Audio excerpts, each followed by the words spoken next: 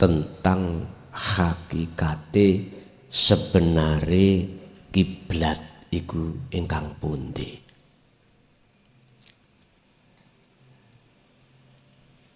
Kita akui atau tidak bahwasanya setiap umat beragama punya kiblat masing-masing. Kiblat itu apa? Lambang. Kiblat itu lambang atau bisa dikatakan patokan. Apa patokan bahasa Indonesia nih, Pak?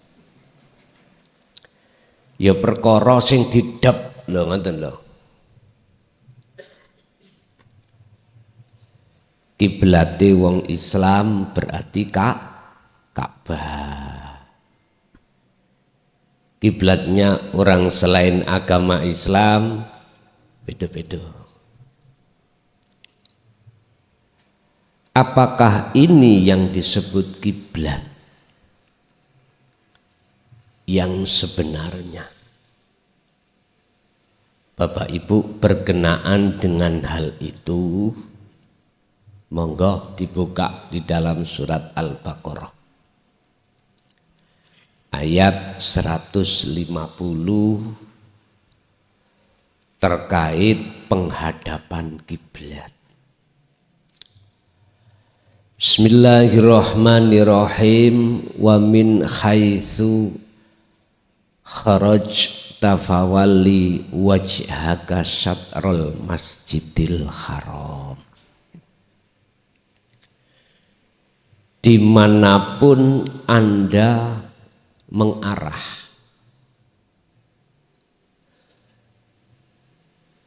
dimanapun Anda keluar, Muhammad,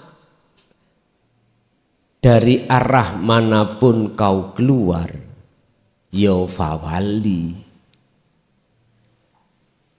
hadapkanlah wajhaka ing wajah siro satrol masjidil haram ing arahe masjidil haram. Artinya apa, Pak? Dari penjuru manapun secara syariat jenengan sholat wajib fawali wajhaka satrul masjidil haram. Masjidil haram kan masjid Pak ya, Baitullah. Ka'bahnya di tengah-tengah masjidil haram. Dulu sebelum kiblatnya di Masjidil Haram itu di Baitul Maqdis, pun di Palestina. Baitul Maqdis nih, nggih Pak. Sing tahu mriko lho. Zaman Rasulullah dipindah Allah Masjidil Haram. Artinya secara syar'i yang ada di utara Ka'bah sholatnya ngadep ke selatan. Yang di timur Ka'bah seperti Indonesia menghadap ke barat. Begitu seterusnya. Muhammad, dari mana kau keluar? Fawali wajhaka sadrul masjidil haram. Arahkan wajahmu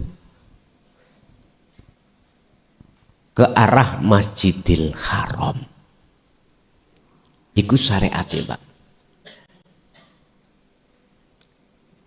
Mungkin tahun 2004 Pak, saya buktikan kiblat itu dari apa bahannya. Nggih kula demok, kula lus. Setahu saya loh ya, itu batu. Tukon jenengan Onde-onde apa ya? Gak eruh aku. Sing jelas saya buktikan sendiri Ka'bah sebagai kiblat umat Islam kula pegang itu atos. Entah keramik, entah saya nggak tahu Pak, entah batu. Perasaan saya batu.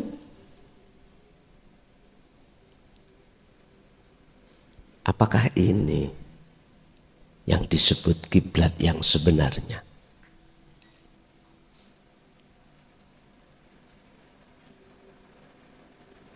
Bapak Ibu, mengapa umat Islam di berbagai penjuru dunia itu sholatnya menghadap kiblat itu? Karena syariatnya lambang, punjer, patokan, jarong Jawa, titiknya di situ. Ini Islam secara syariat sudah menata supaya umat Islam itu menjadi umat wahidah, satu, tidak berpecah belah terkait masalah kiblat. Cuman yang sebenarnya yang disembah itu yang mana?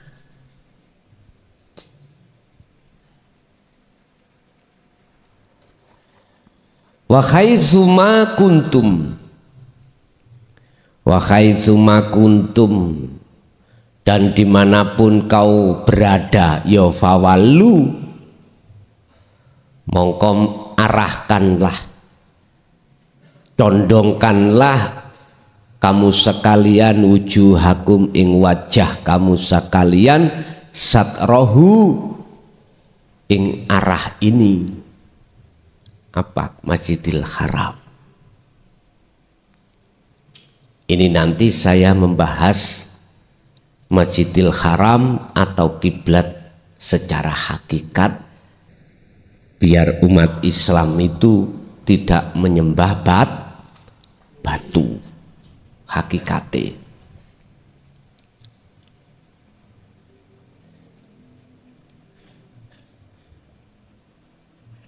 Mengapa Nabi Muhammad diperintahkan untuk condong terhadap Masjidil Haram, menghadap wajahnya, dan umat menghadap wajahnya? Li alla yakuna linnas alaikum hujjatun illal ladzina dzalamu minhum.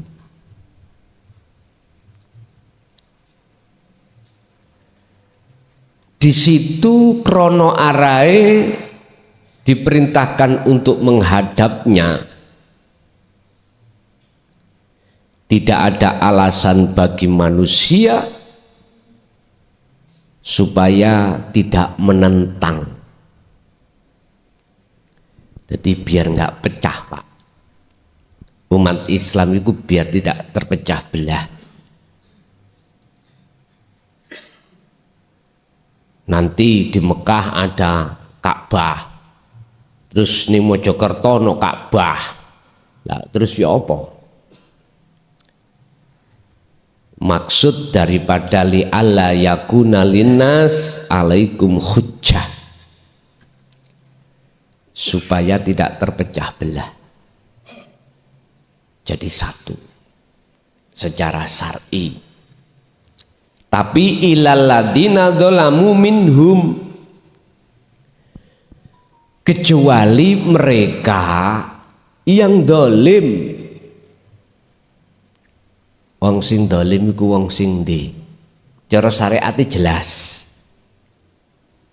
Orang yang tidak mencondongkan dirinya terhadap kiblat di Masjidil Haram, syariatnya. Saya tidak menuduh agama lain, tidak. Oleh sebab itu fala takhshawhum, mongko ojo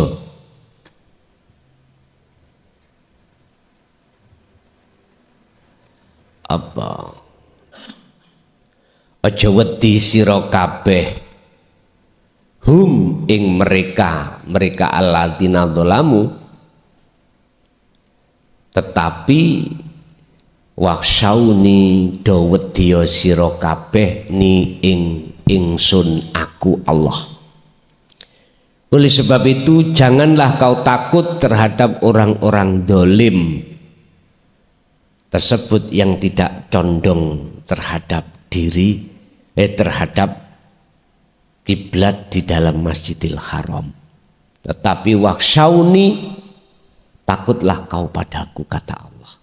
Bentuk takut jenengan taat condong terhadap kiblat di dalam Masjidil Haram, syariat isi.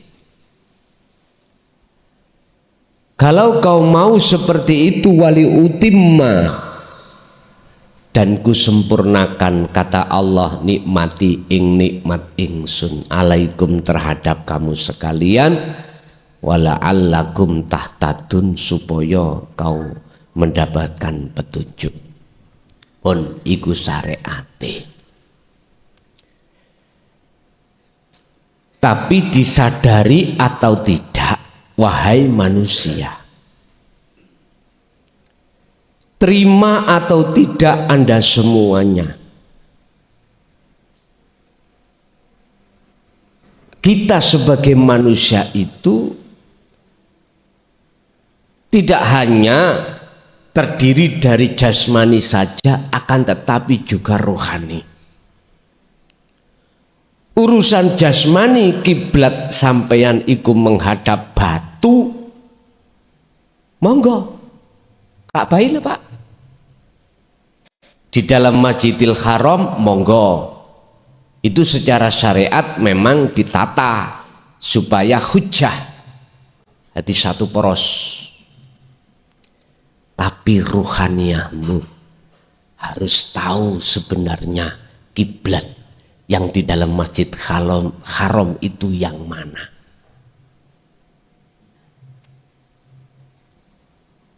Masjidil Haram ini Bapak Ibu secara hakikat adalah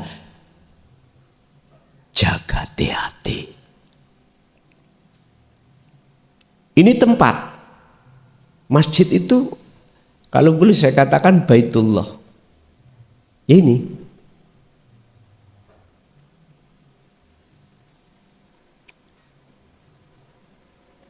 Masjidil Haram atau Baitullah, rumah Allah, itu bukan sebuah fisik seperti masjid-masjid pada umumnya, bukan. Perlu diketahui, biar ruhaniyah jenengan kali kula setiap saat dan waktu itu enggak menyembah masyaallah, perkara selain Allah. Makanya saya tega-tegakan demi umat, sekalipun saya dibenci, dicaci, nggak ada masalah. Bagi saya nggak ada masalah. Aku tambah seneng kok tinggal. Saya tambah suka ditinggal umat, tambah seneng.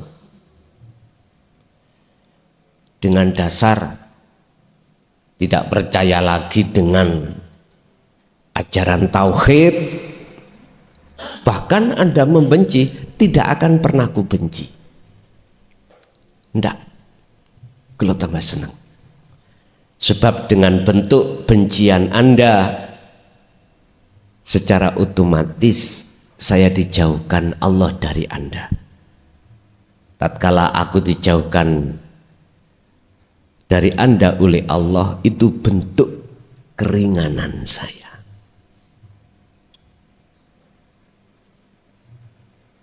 Nyun sewu, coro akal jenengan gendong wedhus sak pintal kaling gendong kapuk sak kilo abot pundi Pak?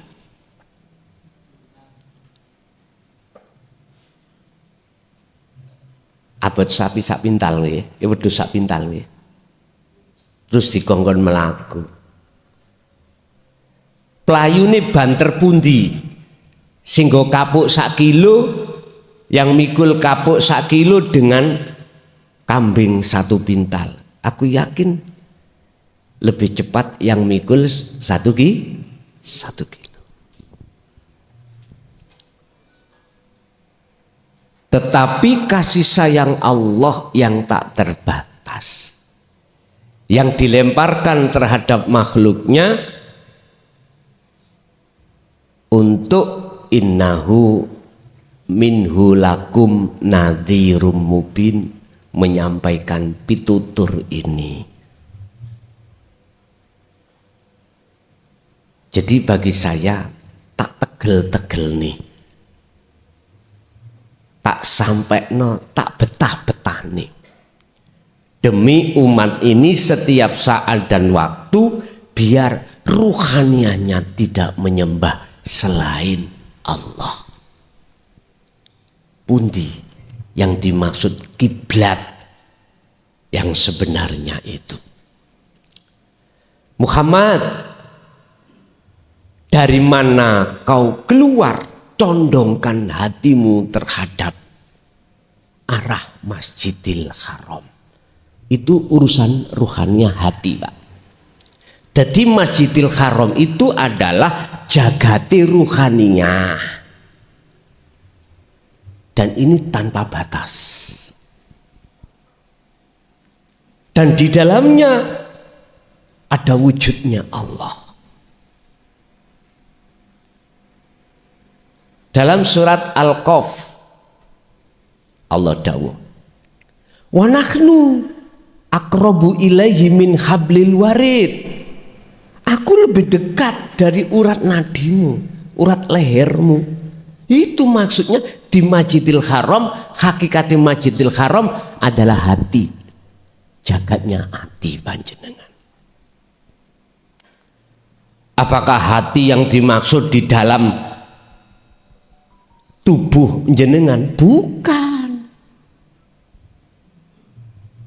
Kalau dimaksud hati dalam tubuh jenengan, maka Ihya berbicara Imam Ghazali.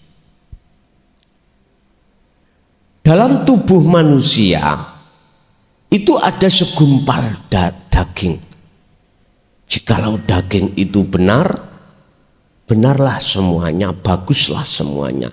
Jikalau daging itu rusak, maka rusaklah semuanya. Apa segumpal daging itu? Wahuwa al-qalbu, hati. Tapi bukan hati yang seperti hatinya ayam, hatinya kambing, sapi yang kemarin jenengan dahar itu. Bukan. Al-qalbu ay ar-ruh. Niki bab masalah ar-ruh. Itu ekstrim, Pak. Ekstrim banget.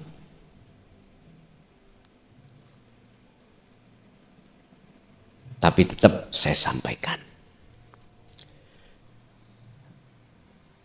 Di dalam jagatnya hati yang disebut Masjidil Haram, wajib si ruh itu menghadap urip di dalamnya.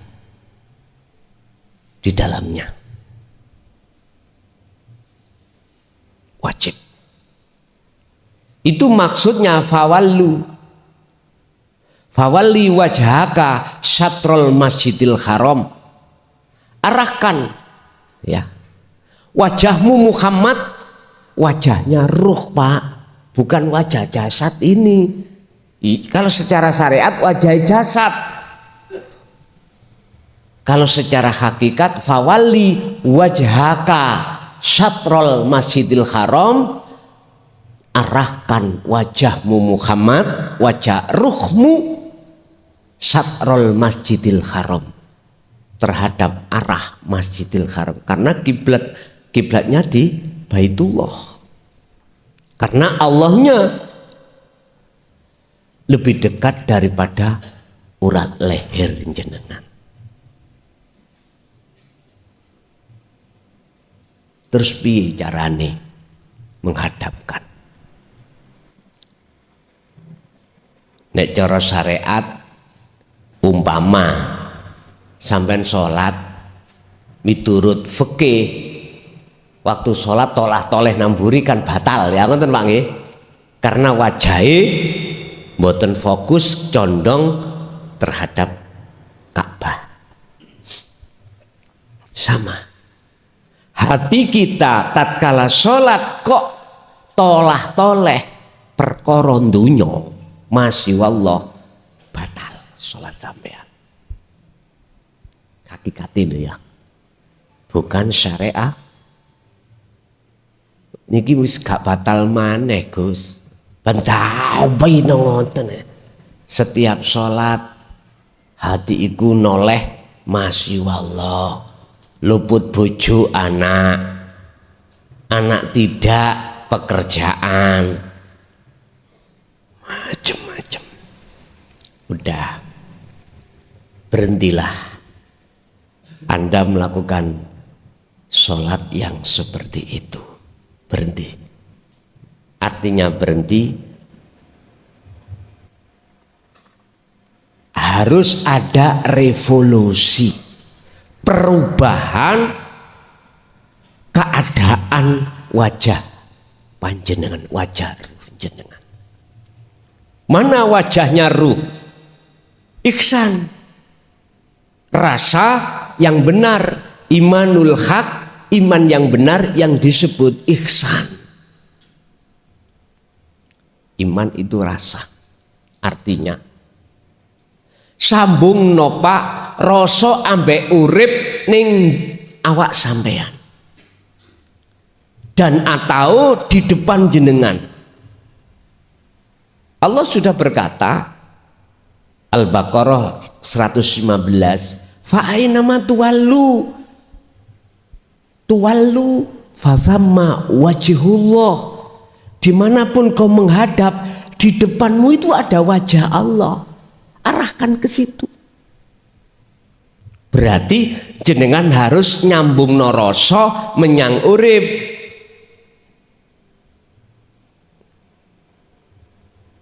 Prakteki ya napa? Ngeten. Alladzina yadhkurunallaha qiyaman wa qu'udan wa 'ala junubihim. Ali Imran 191. Para nabi, para rasul, para kekasih waline Allah dan mereka-mereka yang mengikuti beliau itu ketika berdiri atau duduk atau berbaring melepaskan akal ini dari urusan dunia, disertai hati jenengan ini pelepasan faktulu anfusakum, melepaskan rasa iman keakuan kita yang sholat, melepaskan keakuan kita yang bisa sholat, yang bisa berdiri, rukuk, sujud, duduk, atau ibadah-ibadah yang lainnya. Rasa pangrasa dalam diri kita sebagai hamba yang bisa ini, bisa itu, punya ini, punya itu, lepas. Ini caranya. Berarti jenengan harus memfungsikan zikir sirul asrar di tahapan su'aul basirah. Harus merasakan kehadiran wujudnya Allah di dalam hatimu setelah melepaskan rasa keakuanmu yang bisa berdiri secara otomatis. Nanti dalam hati jenengan muncul keakuannya Allah, hidup urip dalam dirimu yang melaksanakan. Pertama yang menguasai Otomatis yang mendirikan Anda, merukukkan Anda dan seterusnya, pada akhirnya yang melakukan. Asalnya muraqabah su'aul basirah. Jenengan sudah merasa kalau Allah dekat, Allah yang ada kehadiran dalam diri jenengan yang menggerakkan jenengan. Terus asah ini. Nanti yang tadinya jenengan ada punya iman, aku gerak sebab digerakkan Allah, aku sampai lepas pun gak ada. Akhirnya yang bergerak hanyalah Allah, akunya Allah itu.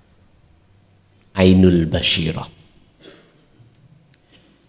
Kalau jenengan sudah di wilayah ini, maka inilah yang dimaksud fawalli wajhaka, arahkan Muhammad wajah ruhmu syatrul Masjidil Haram ke kiblat yang sebenarnya adalah hidup.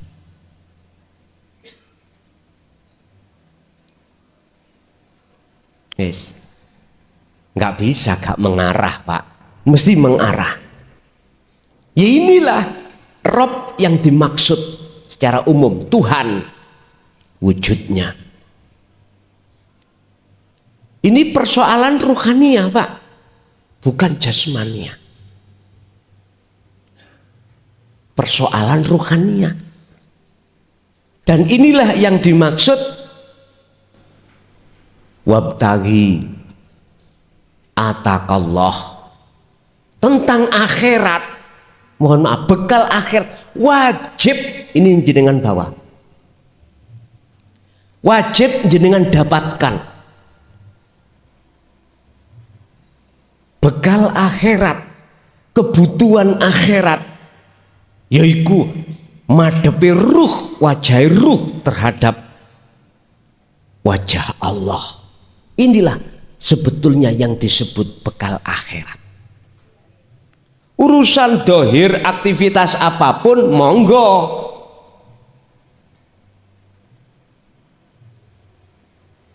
Allah tidak membedakan, terserah, sing penting illa liya budun.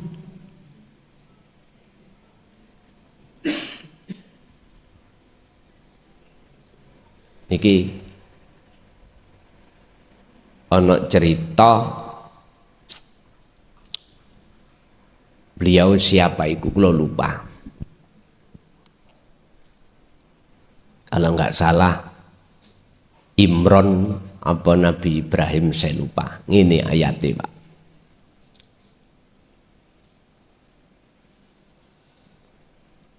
Ketika orang tua dan anak masih hidup di dunia, dan orang tuanya mendidik anak-anaknya itu untuk inni wajjahtu wajhiya, untuk mencondongkan wajah ruh terhadap wajah Allah. Beliau dawuh ini, mata buduna mimbakti, anakku, ikutlah petunjuk apa wahyu yang diberikan padaku, yang kusampaikan padamu. Mana? Sembahlah Tuhan yang sebenarnya. Sebab saya masih ada di dunia, mata buduna mimbakti, jikalau aku ini sudah mati, apa yang kau sembah nanti? Mata buduna mimbakti, weh anakku, apa nak yang kau sembah setelah nanti aku mati? Itu bahasa beliau. Karena orang tua ini mendahulukan urusan akhirat.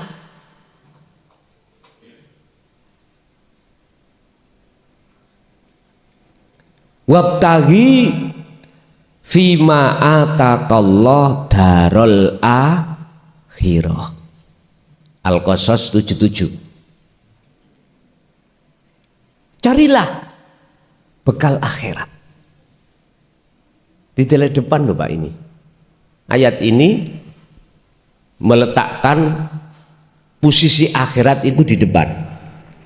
Lalu wala tansa nasibaka minad dunya, dan jangan kau lupakan bagiamu di dunia. Pertanyaan dari sisi balago mantek, dari sisi bahasa, ada apa akhirat delengar di depan, diletakkan depan. Mengapa ayat ini kok gak yang dunia diletakkan dahulu di depan? Ini kita harus peka.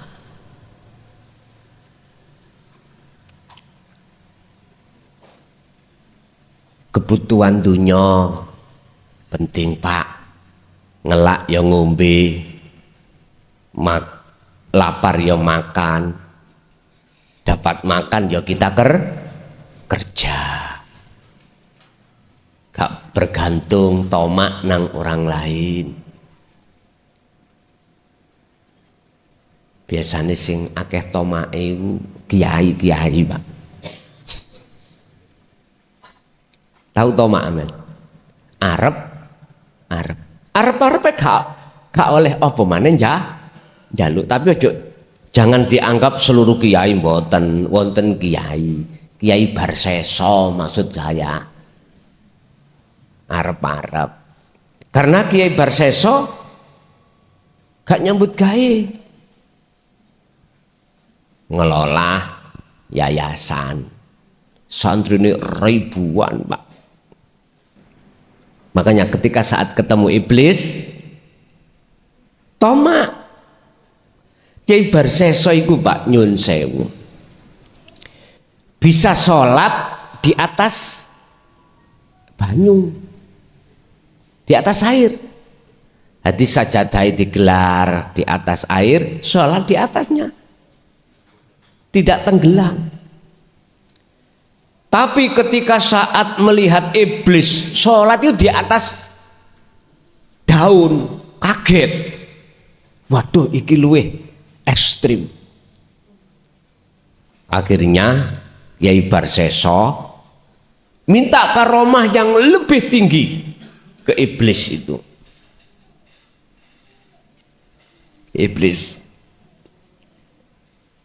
Iblis, piye bagaimana caranya aku bisa sholat di atas daun?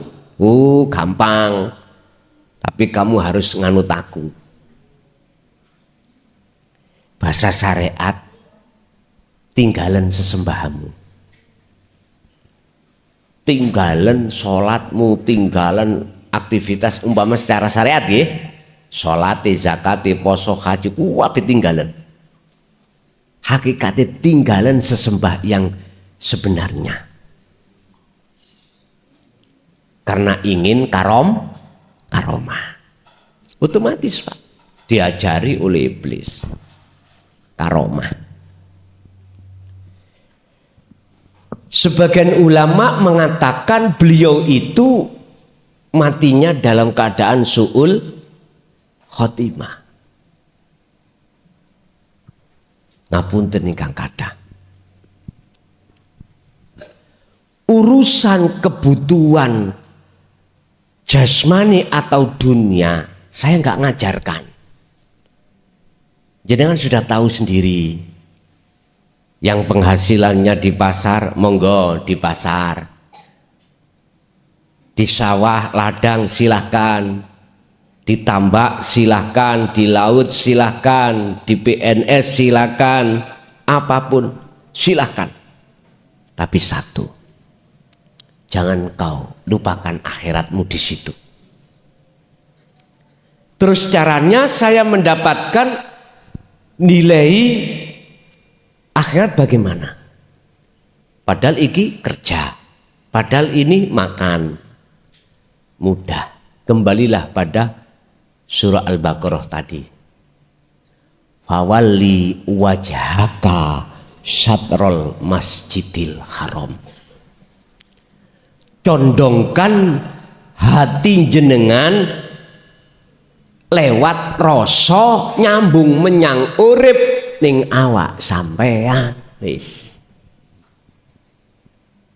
gampang. Lepasan dulu rasa pangrasa keakuan kita yang bisa ini, bisa itu, punya ini, punya itu, lepas. Habis itu akan muncul dengan sendirinya dalam hati jenengan hidup kang sejati, Allah kang sejati, yaitu yang tidak bisa kami sebut namanya. Bila mana ku sebut namanya, ikut surat Toha ayat 14, innani anallah, sesungguhnya saya itu Allah. Maksudnya ingsun yang muncul dalam diri jenengan ini bukan makhluk tapi Allahnya. Lah makhluknya lepas, nggak ada. Baik wujudnya, baik irodahna, kudrat, ilmu, hayat, sama basornya lepas. Inilah Pak yang dimaksud fawali wajhaka satrul masjidil haram. Di samping ayat iku Allah perintahkan terhadap Muhammad juga terhadap jenengan. Wa haitsuma kuntum fawallu wujuhakum satroh. Lah ini. Niki ayat perintahnya terhadap jenengan kali kula. Dimanapun jenengan berada, apapun aktivitas jenengan, fawallu wujuhakum satroh, arahkan Pak wajah rus sampean terhadap wajah Allah, yaitu kiblat hakikate pundi Allah niki. Dan ini tidak bisa dihijabi, ditutupi dengan apapun, nggak bisa, karena ini juga di dalam diri jenengan, ya di luar diri jenengan. Nggak ada sesuatu selain Allah yang bisa menutupi Allah, nggak ada, karena di sisi Allah selain Allah itu sudah tidak ada. Ciptakan dalam hati jenengan bahwasanya rasa wujud selain Allah itu hilang pun. Caranya ya apa? Sing gelek, sing seringlah fastaqomu jenengan kali kula niki lepaskan akal dari urusan dunia, disertai hati lepaskan diri. Yang tadinya punya rasa ini itu lepaskan. Nanti akan maknyes dalam hati jenengan, sambil terpejam lebih baik, karena sampai nek terpejam sampai tidak bisa melihat wujud selain Allah, karena terpejam. Wujudnya bantal, wujudnya enggak ada, tapi gelap. Tapi nanti dalam gelap itu ono padang, ada keindahan. Sampai lihat kalau malam hari gelap, indah. Sampai lihat di atas bintang berkelipan, bulan, indah. Jangan takut dengan gelap, karena di dalam gelap itu ada terang. Jangan takut kemewahan dunia perkara selain Allah, jangan takut. Itu bagian yang harus jenengan bawa. Sebab di dalam kegelapan selain Allah itu ada cahaya terang. Manakala jenengan itu fawali wajhaka satrol masjidil haram, mencondongkan wajah ruh jenengan pada wajah Allah di situ. Bon gini caranya. Jadi kiblat hakikate adalah Allah. Yang kumaksud Allah bukan nama, bukan sifat, bukan zat, tapi sesuatu yang tidak bisa kau sebut. Yang adanya itu lebih dekat daripada urat leher. Dan adanya juga wajahnya di depan jenengan. Intinya beliau itu di mana-mana dan tidak kemana-mana. Untuk bisa menyatakan wujud nyatane Allah, maka wujud selain Allah tiadakan. Faktulu anfusakum. Wa idh qala Musa liqaumihi ya qaumi innakum dzalamtum anfusakum bittikhadikumul ijla. Sebab umat Nabi Musa wedhus sapi perkara apa sakliyane Allah ana njero ati, mongko Nabi Musa ngomong, ya qaumi innakum dzalamtum anfusakum. Wahai kaumku, kau itu sebenarnya mendolimi Allah. Kau menjadikan sesembah selain Allah dalam hatimu. Mana buktinya? Bittikhadikumul ijlah. Al-Baqarah 54. Dengan bentuk di dalam hatimu ada wedhus, ada anak sapi. Anak sapi kalau dibiarkan nanti jadi sapi. Nek wis dadi sapi, jare wong Islam bulan Dzulhijjah harus disembelih. Pak, sampean tumon sapi kuntek. Halo. Tumon? Padahal bendino niku nen dindi dibelai, gitu. Tidak menunggu bulan Dzulhijjah. Sampean lihat pasar Krian, pasar Bandawi nombeleh sapi. Tapi kok gak entek-entek. Padahal sapi kalau melahirkan paling kathah 2. Kucing iki lho nyun sewu. Setahun manak pinten? Sak manakan pinten? Ora pate enek. Sampeyan gak usah mikir utek sampean. Gak nutut. Pondambek ngeten.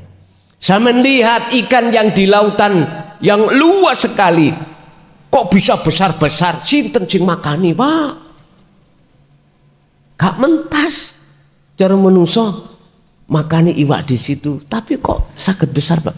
Lah, iki aja tinggu mikir, gak nutut, pedot-pedot. Ngen-ngenen ning ati tafakkur dengan iman, baru ketemu. Bapak Ibu hadirin, jadi untuk menyatakan wujudnya sing wujud, hilangkanlah sesuatu yang jenengan terko wujud.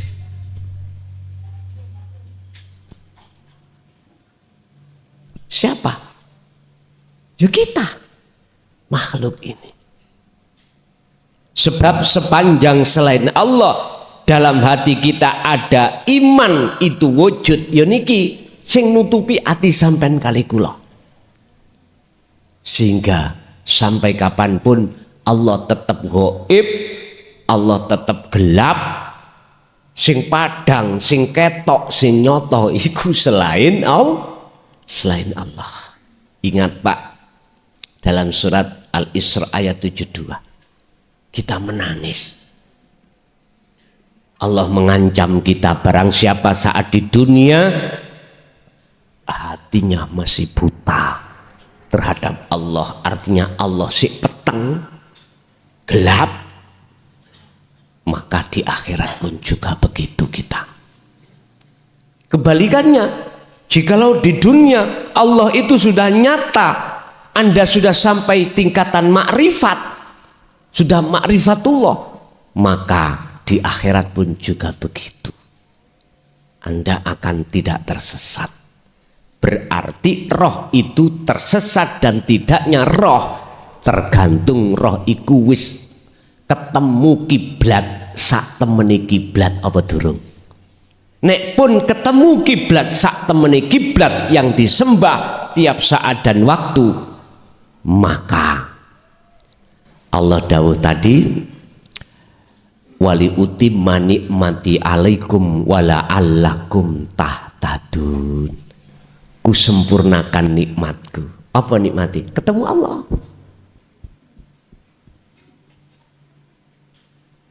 Disempurnakan, Pak.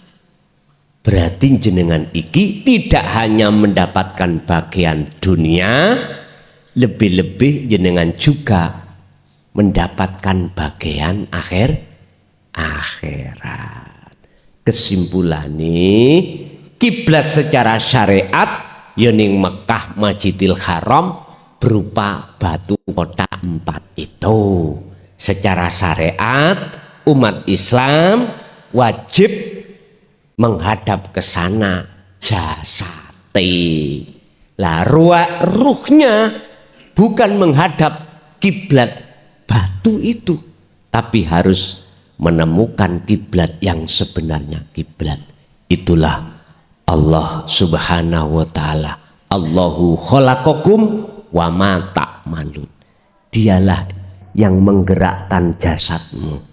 Dialah yang menciptakan jasadmu. Wa ma ta'malun, dan apa yang muncul dalam diri jenengan, apakah melihat, mendengar, berucap, bau, apapun yang timbul dari itu sebetulnya datangnya dari Allah. Hati jenengan kali kula niki laksana patung sing ora iso apa-apa. Biar bisa apa-apa, Allahnya unjul no. Bahasa syariat dipasanglah wanafaktu dan kutiupkan rohku. Pun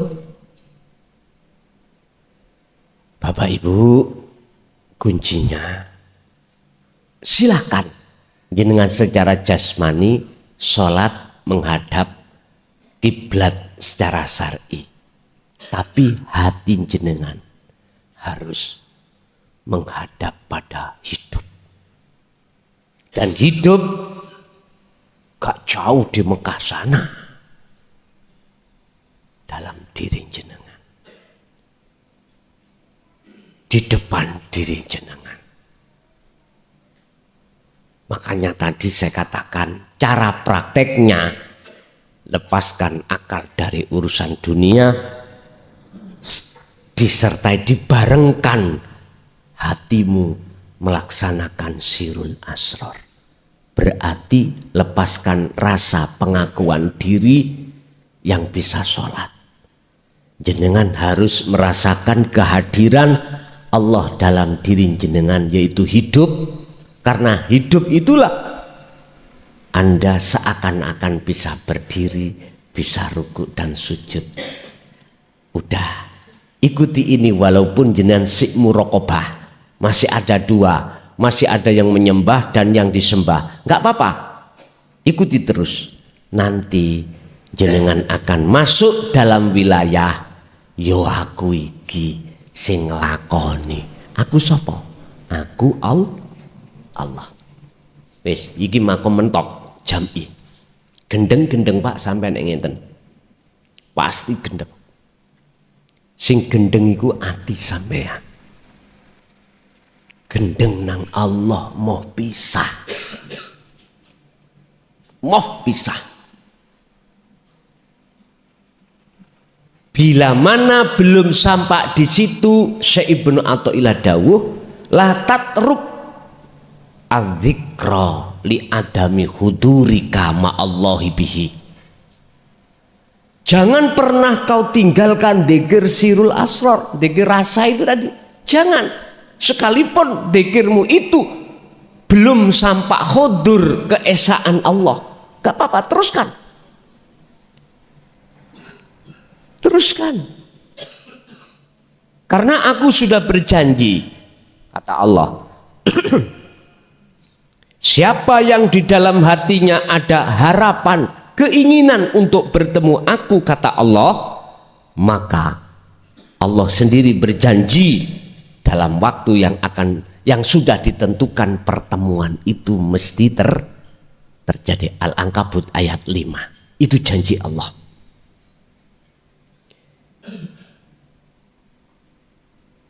Tidak ada manusia sak jagat ikut ingin ketemu Allah, Pak, kecuali mereka yang merasa Allah dekat.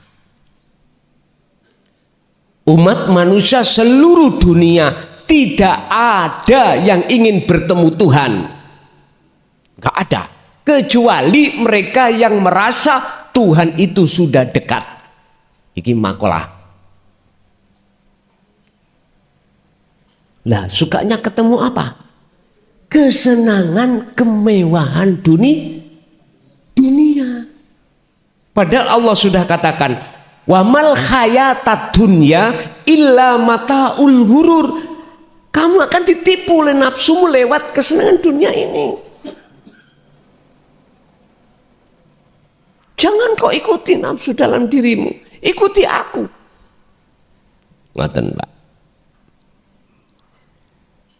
Alladzina yastami'unal qaula, mengikuti jenengan yang dos pundi ya Allah.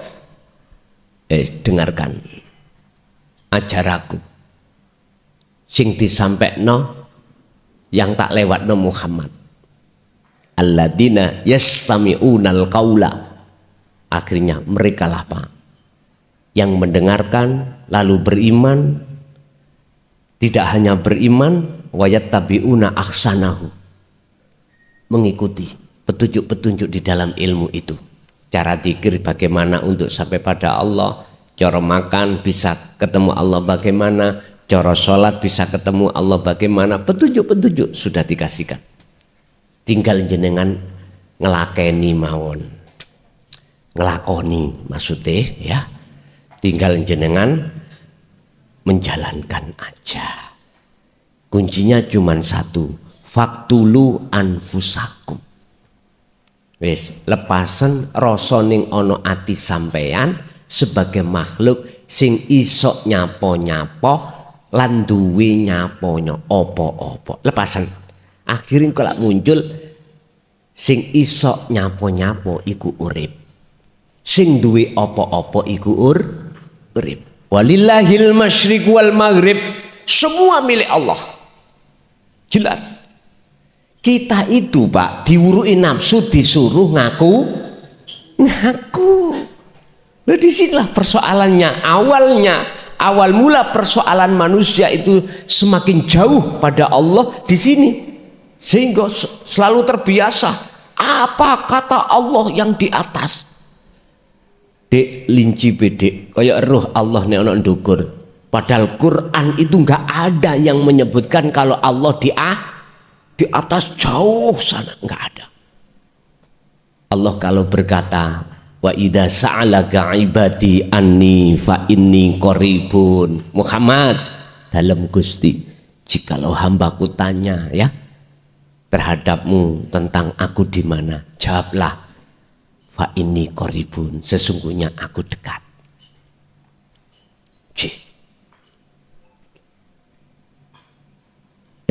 Dekat tanpa senggolan. Wa nahnu, dan aku iku akrob, bahkan lebih dekat min hablil warid, dari urat leher. Nah, makanya bisa nyata wujud Allah iku dalam hati jenengan, fanakan, lepaskan, buangan wujud kita sebagai manusia dengan cara dikira terus pun ikut tak mungkin lagi bimbing Allah piyambak sampean.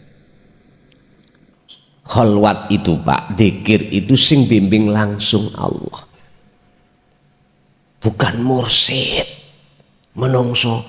Podo mursyid menungso sampean kalih kula niki sifatit tidak punya daya upaya apapun, la haula wala quwata. Ora enek ceritane makhluk iso nulungi makhluk, mboten saged.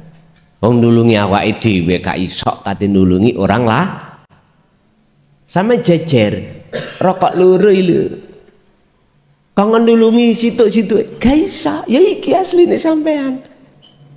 Lah sekarang bagaimana caranya di dalam diri jenengan iku muncul pangrasa yen sampean kali kula niki la haula wala quwata.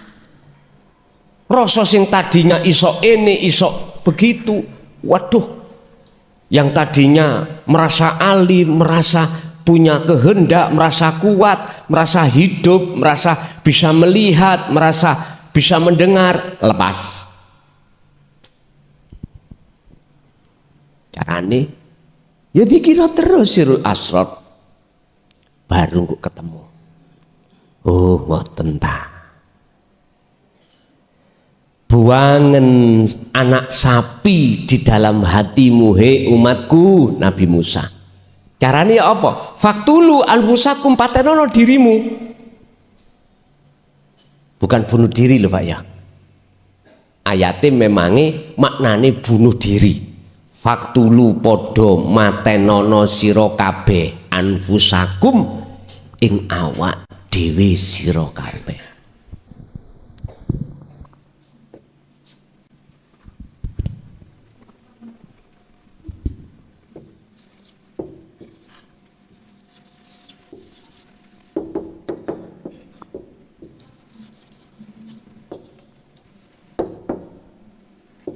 Faktulu anfusakum. Al-Baqarah 54. Patenono, do matenono sira kabeh anfusakum ing awak dhewe sira kabeh. Bukan bar ngaji mulih golek tampar bunuh, bukan. Kholwato,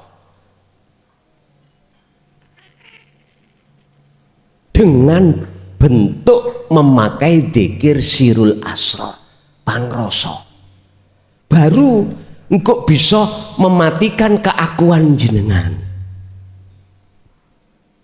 Iki lho maksudnya wonten mriku. Dzalikum khairul lakum inda bari'ikum. Itu lebih baik terhadap dirimu wahai umatku, kata Nabi Musa. Oh ngoten nah. Perintah faktulu iki fi'il amar Pak, menunjukkan jamak. Berarti sak temene atine wong iki akeh sing ora eruh kiblat hakikate, kebean berhala perkara selain Allah. Berhubung posisine umat ini hatinya itu menyembah selain Tuhan, ayat ini diturunkan. Asbabun nuzul faktulu anfusa patenono kabeh iku. Ya wedhus, ya sapi. Patenono. Sama dengan gini, Pak. Berhubung omah sampean kotor, maka muncullah perintah dari orang tua kita untuk nyaponi kok rumah itu bersih, gak mungkin akan muncul perintah membersihkan, gak mungkin. Berhubung hati kita terkotori oleh perkara selain Allah, akhirnya jadi berhala kita. Maka faktulu anfusakum, bersihno bunuhun rasa keakuanmu sebagai makhluk yang wujud, yang apapun, yang bisa, yang memiliki, buang. Baru kok muncul rasa keakuane Gusti Allah. Pun niki mawon ingkang kula sampaiake, kita masuk pada sesi tanya jawab dan dialog. Bapak saya kasih 3, Ibu saya kasih 2. Monggo Bapak dulu.